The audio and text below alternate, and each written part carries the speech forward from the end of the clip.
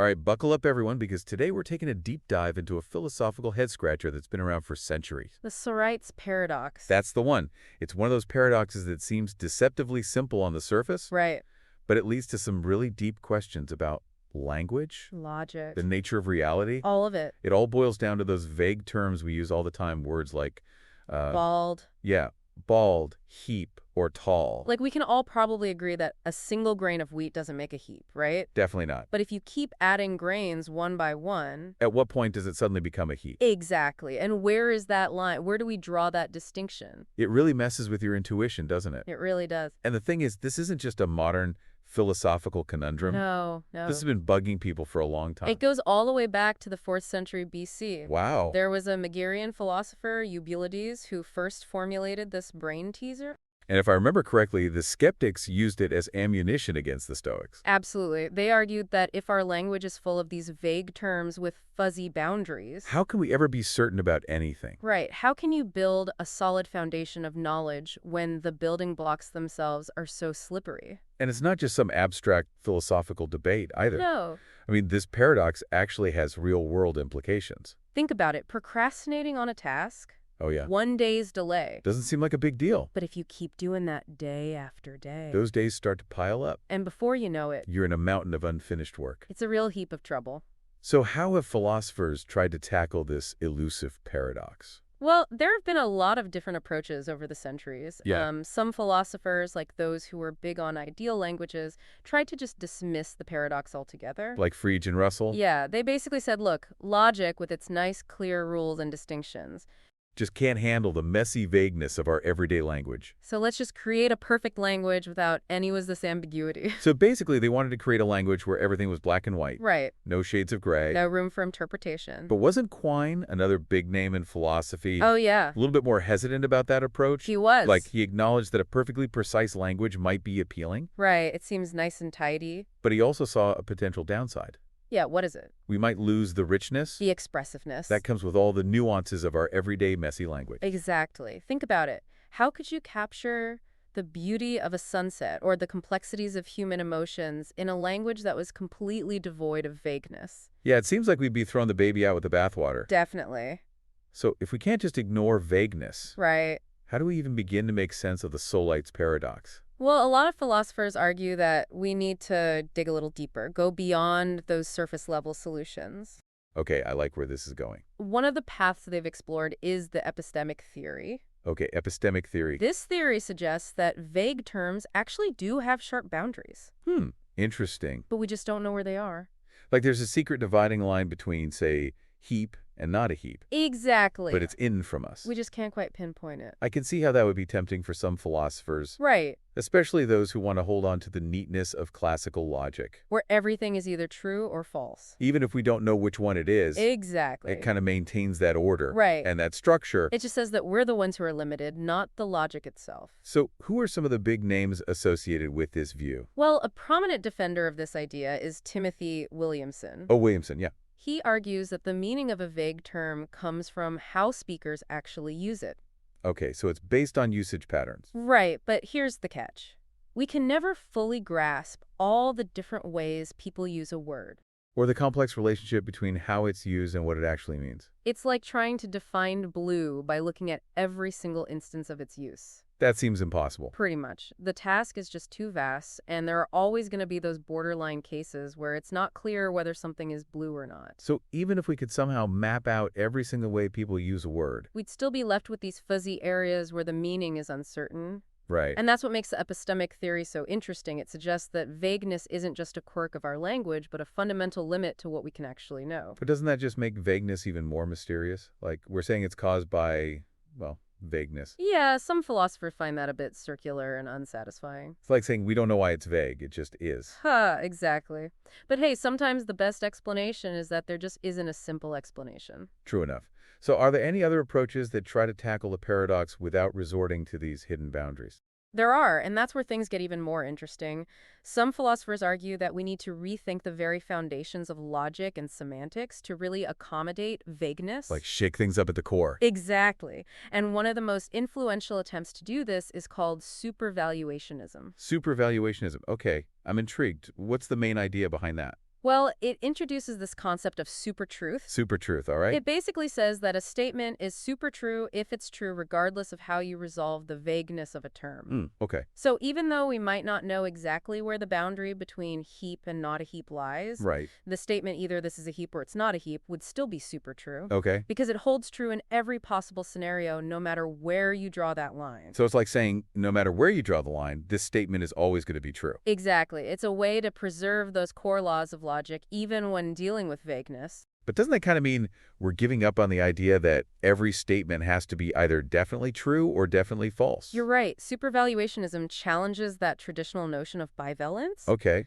but it argues that this is a necessary sacrifice to deal with the reality of vagueness. So it's picking its battles. You could say that. It's like saying, look, we can't have it all, Right. but let's try to hold on to as much of classical logic as we can. It's about finding a balance. Okay, I get that, but how does this super truth idea actually help us resolve the Sorites paradox itself? Well, let's think about the conditional version of the paradox, where each step is a statement like, if one grain is in a heap, then two grains aren't either. Okay. Supervaluationism would say that at least one of those conditional statements is not super true, Meaning? because there's some point where the vagueness makes it impossible to definitively say whether it's true or false. So it's like there's a weak link in the chain of reasoning. Right. Because at some point that vagueness throws a wrench into the works. Exactly. And what about the inductive version of the paradox? You mean the one that says for any number of grains, adding one more won't make it a heap? Yeah, that one. Well, supervaluationism would say that this statement is ultimately false, Okay. because there has to be some point where adding one more grain does tip the scales and creates a heap. But if that's true, doesn't that mean there is a sharp boundary? After all, we just don't know where it is. That's a great question, and it gets to the heart of some of the criticisms of supervaluationism. Okay. It does accept that a cutoff point must exist, Mhm. but it insists that we can't know its exact location. So yeah, there's still an element of mystery there. But this time, the mystery isn't about our knowledge. Right. It's about the inherent ambiguity of the term itself. Exactly. It's not that there's one right answer out there, it's that the very concept of heap is fuzzy around the edges. It's like trying to find the exact point where blue turns into green on a color spectrum. Perfect analogy. You can keep zooming in and zooming in, but there's never going to be a sharp dividing line. It does seem like a pretty radical shift from how we usually think about language. It is, but remember, we're dealing with a paradox that challenges our basic intuitions about how the world works. So maybe we need to get a little radical to wrap our heads around it. It's like using a different set of tools when you encounter a problem that your old tools just can't handle. So supervaluationism is trying to navigate this tricky territory by finding a balance between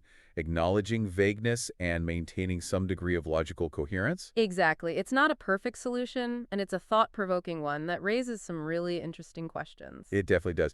Are there any other ways philosophers have tried to get a handle on this mind-boggling paradox? Oh, yeah, there are. And some of them get even more adventurous in challenging our traditional understanding of logic. So we've talked about hidden boundaries and degrees of truth, Right, those are some of the heavy hitters in the vagueness debate. but are there any other strategies philosophers have come up with? Oh, there are plenty, and this next one really highlights the power of context. Context. Okay, I'm listening. It's called contextualism, Contextualism. and it suggests that the meaning of a vague term, Like heap or tall. exactly, those kinds of terms, They can actually change. depending on the context in which they're used. So what counts as a heap in one situation might not cut it in another. Precisely. That actually seems pretty intuitive when you think about it. It does, right? Like, think about the word tall. Okay, A 6-foot-tall person would be considered a giant in a room full of kindergartners, definitely. but pretty average amongst a group of basketball players. No question there. So context matters. The same height can mean different things in different situations. Okay, I get that. And that's the core idea behind contextualism. So how does this idea of context help us untangle the Sorites paradox? Well, let's go back to that classic inductive form of the paradox. The one where we keep adding a single grain of wheat, Yep, that's the one. We keep asking, does adding one more grain make it a heap? and we get stuck in that loop of uncertainty. Right? Now, Hans Camp, Another philosopher. one of the big names in contextualism, yeah. Okay, He argued that each individual premise in that series... like if 10 grains don't make a heap, then 11 grains don't either. Yeah, exactly. Those kinds of statements. He said they might seem true. In their own little localized context. Meaning, Well, when you're just comparing those two numbers, 10 and 11. the difference seems pretty insignificant. Exactly. It's easy to say, yeah, one more grain won't make a difference. But Kemp argued that the paradox pops up, when we try to make a big sweeping statement about the entire series... like a universal claim. Right, as if all those little localized contexts were the same. It's like zooming out for those individual comparisons. And suddenly seeing the whole picture Start with a tiny pile. and end up with a mountain. Those initial judgments about one grain not making a difference. They just don't seem to hold up anymore. So it's the jump from those local, context-specific claims to a global, universal one that creates the paradox. That's the essence of Camp's argument. It's like the context shifts as we move along the series. And that shift creates the illusion of a paradox. Okay, I think I'm starting to see how context plays into all of this. And other contextualists have taken this idea and run with it. Oh yeah? Like who? Diana Raffman, for instance. What did she say? She suggested that our understanding of a vague term actually evolves as we move through a Sorites series So our definition of heap subtly changes without us even realizing it. as we watch those grains pile up. Exactly. It's like our language is constantly adapting to the situation. It makes sense that our judgments would shift as the context changes. Right, and it highlights how flexible and dynamic language can be. But does contextualism actually solve the paradox? That's a great question, and there's no easy answer. Philosophers love to debate, right? It's what we do best. So what are the different camps in this debate? Well, some argue that contextualism actually preserves classical logic. So no need to throw out the rule book. Not necessarily. They say it just shows that we were misunderstanding how vague terms actually work. Okay, so it's more about clarifying the rules than changing them. Right, but others propose more radical revisions. Meaning, They say contextualism might force us to rethink some of our most fundamental notions of truth and meaning. so there's a spectrum of views even within contextualism. Absolutely. Some want to keep things close to classical logic, while others are ready to shake things up. So even when we bring context into the picture, the Sorites paradox still manages to stir up some philosophical controversy. It certainly does. Now, you mentioned that there were other approaches to the paradox. Oh yeah, plenty. Can we dive into another one? Absolutely.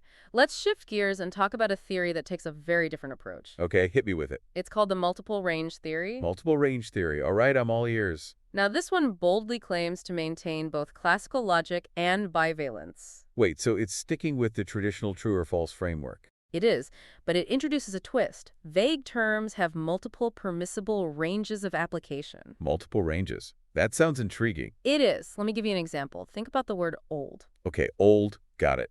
Different people might have different thresholds for what they consider old. Oh yeah, for sure. Some might say 65 is old, others might say 75. And there's no right or wrong answer. Exactly. The multiple range theory embraces that variation. Okay? It says that all of those stopping points for applying the term old, they're all acceptable. There's no single definitive boundary, Precisely. It's not about finding the one true definition of old. but acknowledging that there are multiple valid ways to use the term. Exactly. It's almost like a choose-your-own-adventure for vagueness. I like that analogy. So how does this idea of multiple ranges diffuse the Sorites paradox? Well, it argues that because each permissible range of application has a defined endpoint, Okay. that central premise of the paradox. The one that says if someone of a certain age is old, then someone 1 year younger is also old.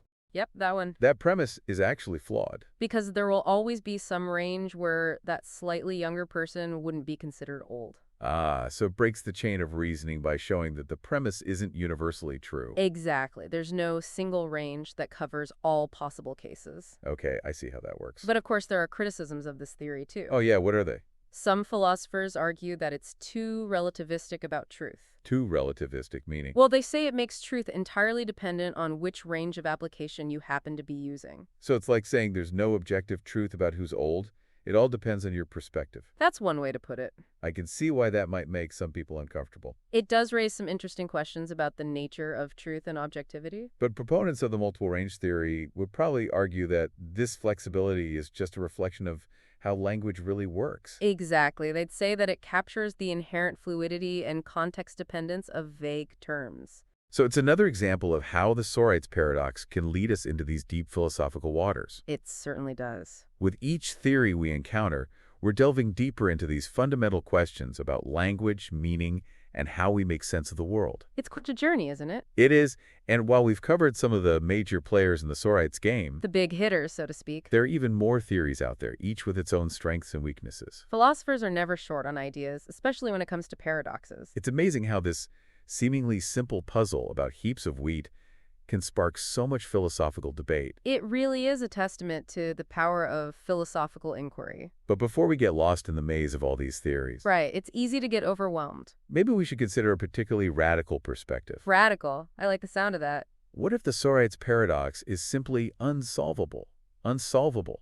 Like we're just banging our heads against a philosophical brick wall. Well, some philosophers would say so. So they think we're just stuck with this paradox. Forever in a loop of adding grains and questioning our sanity. That's a bit disheartening. It can be, but their arguments are worth considering. Okay, so who are some of these pessimists? Well, one of the most prominent is Michael Dummett. Dummett, okay. He argued that vague observational predicates, those like, Like, is a heap yeah, those kinds of predicates, they're fundamentally incoherent. incoherent? What does that mean? He says their meaning hinges on our ability to draw a clear line. Between cases where the predicate applies and where it doesn't? Right, but because we can't do that with vague terms. Like we can't pinpoint the exact number of grains that makes a heap? Exactly. Dummett believes these predicates lack clear, determinate meaning. So it's not just that we're missing information. Or using the wrong logic. It's that the very concepts themselves are flawed. From the ground up. Wow, that's a pretty radical claim. It is, and it has some pretty big implications. Like what? Well, think about the concept of color. Okay. If we can't say definitively when something stops being blue, And starts being green. does that mean the concept of color is itself meaningless?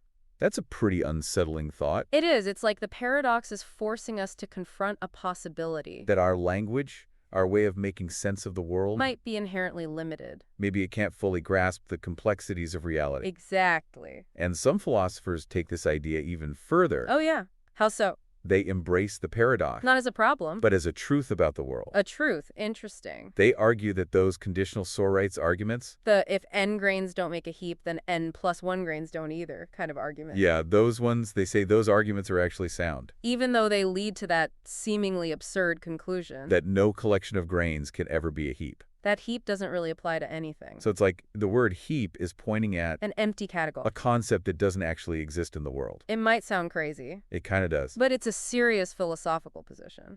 And it has implications beyond just piles of wheat, right? Absolutely. If this radical solution is correct, It could change how we think about, a whole range of vague concepts. like, colors, shapes, moral categories. Even our own identities. It's like the paradox is pulling on a thread. And the whole fabric of our understanding starts to unravel. It makes you wonder if there's a deeper connection here. Between the Sorites paradox and other philosophical puzzles. Like maybe they're all pointing to some fundamental limitation in our thinking. You're right, there has been growing interest in exploring those connections. Really? Yeah. Especially between the Sorites paradox. And paradoxes of self-reference, like the liar paradox. Exact one. The one where someone says, this statement is false. That's the one. It creates that logical loop. It's a classic brain twister. But while the Sorites and liar paradoxes might seem different on the surface, Yeah, one's about heaps of wheat, the other's about self-contradictory statements. some philosophers argue they actually share a deeper structural similarity. A similarity. Yeah, they both involve this self-undermining process. Where applying a concept to itself leads to a contradiction. Exactly. It's like a feedback loop that breaks down our logical systems. So both paradoxes create these kinds of loops. Precisely.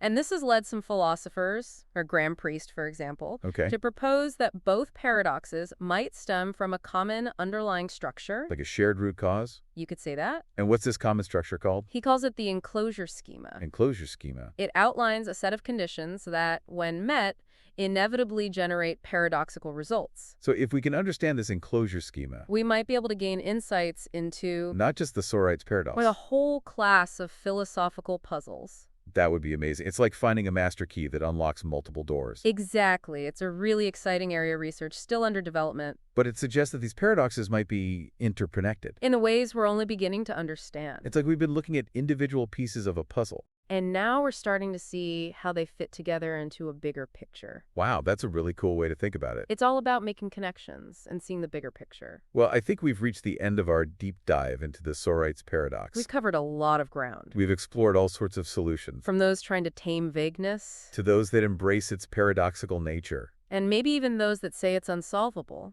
And while we might not have a definitive answer I think we've all gained a deeper understanding. of just how complex and fascinating this seemingly simple puzzle really is. It's a reminder that philosophy is full of surprises. And sometimes the questions that seem the easiest, Turn out to be the most challenging. so keep questioning. Keep exploring. And never be afraid to dive deep into those philosophical rabbit holes. Because you never know what you might find down there. Maybe you'll even be the one to finally solve the Sorites paradox. Now that would be something. Thanks for joining us on this deep dive. It's been a pleasure. Until next time, keep thinking.